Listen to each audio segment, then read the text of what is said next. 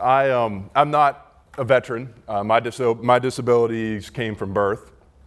But Mike asked me to come here today to talk to you a little bit because for some reason he thought I might know a thing or two about perseverance and overcoming obstacles in life.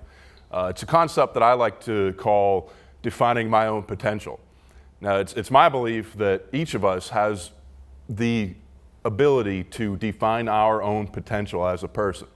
And there's a couple very simple life lessons that have been instrumental to me throughout my life that I wanted to share with you this morning. The first is the old standby that we've all heard a million times since kindergarten, and that is you should never judge a book by its cover.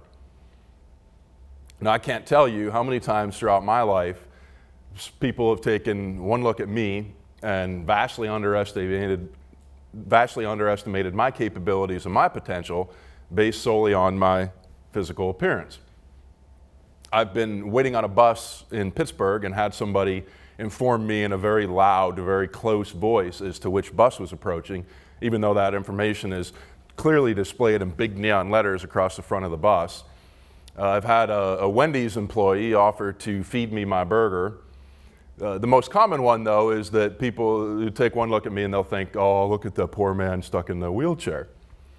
The thing about making assumptions about people is I did learn how to read when I was in kindergarten, and even though it may not always be a terribly pretty sight, I am capable of feeding myself, right, Jeff? Roger. Help you, brother. And I'm definitely not stuck in this wheelchair. I'm actually a lot more comfortable down here than I am up there, so if it's all right with you guys, I'm just going to hang out down here for a while. Now, a second very simple life lesson that I learned from my dad is that it is essential to have the right tool for the job. One of the most helpful tools for me in my life has been this little guy here. This is my right arm.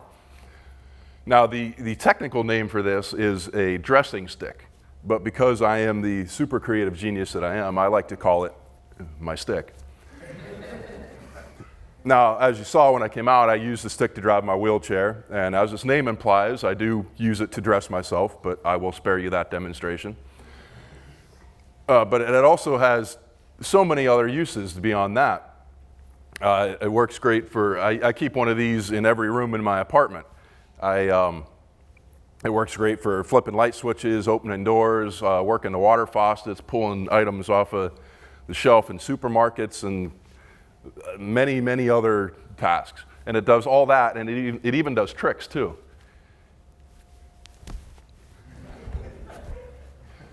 Now, I spent, since I was a kid, I spent many years learning how to use many different types of very expensive prosthetic arms. And no matter what I tried to do with those artificial arms, I always found that I could do whatever I was trying to do a lot easier, a lot faster, and a lot better just by using my shoulder and my chin or my stick. So since I was about 13 years old, this is the only prosthetic that I use. Now, a second tool that has been very important to me in my life has been a strong sense of humor and an ability to laugh at myself and not always take myself too seriously. Now, I understand certainly that life has its share of hardships and drama to offer us, but if there's one universal truth that I've learned in my life, it's that life can also be really damn funny sometimes, and most often when you least expect it. So if you get too caught up in the drama and the seriousness, you miss the comedy that life has to offer. And for me, it's always been the ability to really appreciate life's comedy and to not always take myself too seriously that helps me get through the hardships and the drama. But I do want to talk to you about defining your own potential. As I said, I truly do believe that each of us has the ability to define our own potential as a person.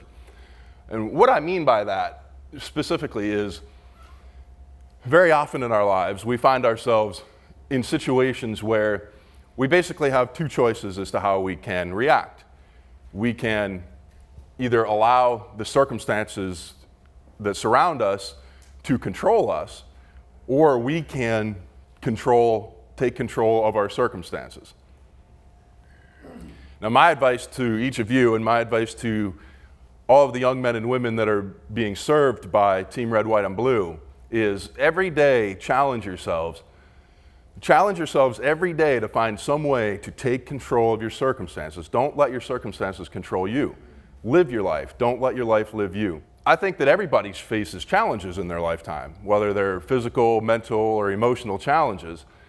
And there are times in our life when the challenges that we face can feel like they are overwhelming. Even Mother Teresa once said, "I know that God won't give me anything I cannot handle. I just wish he didn't trust me so much." And the challenges that I face may be a little more obvious than some, but I would never presume to say that they're any more difficult or any more extreme than what anybody else may be dealing with at any particular moment in time. So last quick story I want to share with you guys is not a story about me. I told you enough about me at this point. A story about a man who was the sole survivor of a shipwreck. The man washed up on an uninhabited, deserted island. And every day the man would pray to be rescued, and every day he would survey the horizon looking for any kind of help, any ship, any plane, anything. And every day he would see nothing. Eventually, the man was able to build himself a little hut out of driftwood and palms in order to protect himself from the elements and store his few meager possessions. And one day, while the man was out foraging for food, he came back to find his little hut in flames with smoke rolling up to the sky. And the man was completely devastated. He felt the absolute worst had happened. He curled himself into a fetal position under a palm tree and just sobbed himself to sleep. And the next day, the man awoke to the sound of a ship pulling into the island. And they were there to rescue him. As he was being boarded onto the ship, the weary man asked of his rescuers, "How did you know I was here?" And they replied, "We saw your smoke signal." It's very easy to get discouraged and disheartened when bad things are happening to us and things have caused undue stress. But it's very important that we never lose hope, because opportunity is at work in our lives always, even in the midst of pain and suffering and stress.